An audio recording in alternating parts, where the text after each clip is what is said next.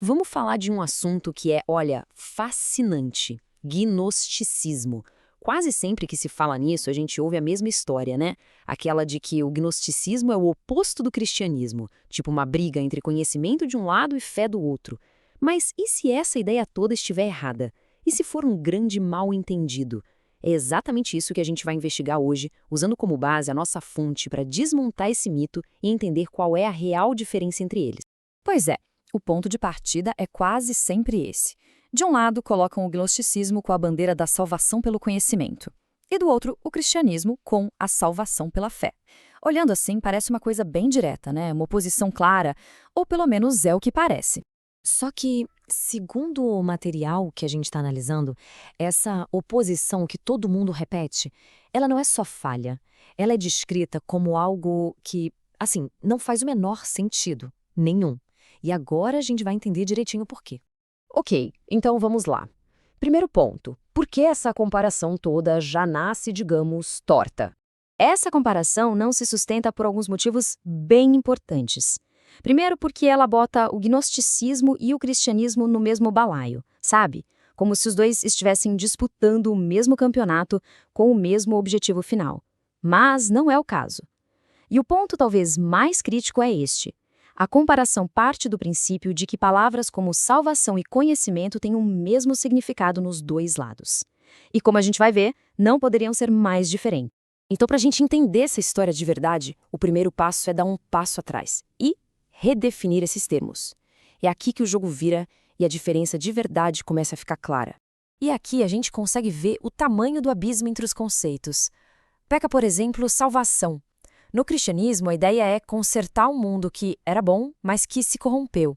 Já no gnosticismo, é outra coisa. É sobre escapar, fugir de um universo que é mau na sua essência desde o começo. E o tal do conhecimento? Na tradição cristã, isso pode ser filosofia, ciência. No mundo gnóstico, não. Era uma revelação secreta, um segredo cósmico sobre a nossa origem e sobre como a gente foi aprisionado aqui. E é aqui que a nossa fonte aponta para uma ironia que é genial. A tal salvação pelo conhecimento dos gnósticos não podia de jeito nenhum começar pelo conhecimento. Ué, como assim? Simples. Esse conhecimento todo tinha que ser revelado por um mensageiro divino, certo? Então, qual era o primeiro passo? Era ter fé. Acreditar nesse mensageiro. Ou seja, toda aquela oposição entre fé e conhecimento já começa a ruir aqui mesmo. Mas afinal, que conhecimento era esse que salvava? Na prática, era a aceitação de uma narrativa, de um mito fundamental. Primeiro, que o universo que a gente conhece é uma grande prisão, uma obra mal feita de um Deus menor. E segundo, que a humanidade, na verdade, é uma centelha divina, um espírito puro que caiu e ficou preso aqui. Se a gente for pensar bem, hoje em dia chamaríamos isso de um sistema de crenças, e não de conhecimento, como a gente entende a palavra. E tudo isso leva a gente para o que é, talvez, o ponto central de toda essa análise. A diferença de verdade, a linha que realmente divide os dois mundos, não é o método, se é fé ou se é conhecimento. A questão fundamental é outra: de onde vem o mal? E aqui a gente vê essa divisão de forma muito clara. De um lado, a visão cristã. A criação em sua origem é boa. O mal é um problema moral, uma espécie de vírus que entra e corrompe o sistema. Do outro lado, a visão gnóstica. Aqui a própria criação já nasce errada. Ela é o mal. O problema não é uma questão de certo ou errado, de moral. É um problema cósmico. Está na fundação da realidade. Ok, agora vamos sair um pouco da teoria, da doutrina, e mergulhar em algo mais profundo. Vamos falar da experiência humana, que serve de semente para todo esse pensamento gnóstico. O que a nossa fonte argumenta é que o gnosticismo não nasce de uma ideia filosófica, mas de um sentimento. Sabe, aquela experiência visceral de se sentir um peixe fora d'água, um estranho nesse mundo. A sensação de que as coisas não fazem sentido, de que o universo é absurdo e até hostil. E tem uma frase que captura o coração dessa experiência de uma forma brutal. É aquele sentimento de pensar: estou preso dentro de uma máquina infernal e não sei como sair dela. É isso.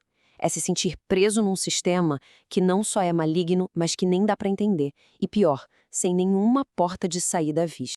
E aqui vem um ponto fundamental. Sentir isso não torna ninguém um gnóstico, de jeito nenhum. Essa é uma experiência humana, universal. Vítimas de guerra sentem isso, pessoas passando por crises profundas sentem isso, até mesmo santos em momentos de provação. todos eles já passaram por isso. A fonte chega a citar a pergunta de Cristo na cruz: Pai, por que me abandonaste? Como sendo talvez o ápice dessa sensação de abandono total, de um abandono cósmico. Então, qual é a grande diferença, o pulo do gato? Está exatamente aqui. O gnóstico é aquele que pega essa experiência, que é totalmente pessoal, subjetiva, e transforma ela numa teoria sobre o universo, numa doutrina objetiva. Aquele sentimento de, nossa, o mundo parece horrível para mim agora, vira a afirmação categórica de que o mundo é horrível. Percebe a mudança? E para a gente fechar, vamos dar uma olhada em como esse jeito de pensar não ficou lá na antiguidade. Muito pelo contrário. Os ecos disso estão por toda parte no nosso mundo hoje. A nossa fonte traz um exemplo perfeito desse eco moderno. Aquela famosa ideia do Rousseau, de que o homem é bom, mas a sociedade o corrompe. O padrão fica claro aqui, né? A ideia de que o ser humano nasce puro, mas uma força de fora, a sociedade, vem e estraga tudo. A lógica é exatamente a mesma do gnosticismo antigo. A origem do mal é sempre externa. A responsabilidade sai do indivíduo e é jogada nas costas de um sistema maior. Não importa se a gente chama de demiurgo, como os gnósticos, ou em termos modernos de o sistema, a sociedade. No fundo, a conclusão é a mesma. A culpa nunca é da gente. Isso tudo termina com uma pergunta, uma provocação para a gente pensar. Olhando para o mundo hoje, em que outras situações a gente vê esse mesmo padrão se repetindo? Em quais discursos, em quais ideologias, a culpa pelo mal é sempre de algo ou alguém de fora, de uma estrutura externa, tirando o peso da responsabilidade individual? Ficar de olho nisso talvez mostre o quanto essa forma de pensar, tão antiga, continua bem viva no nosso meio.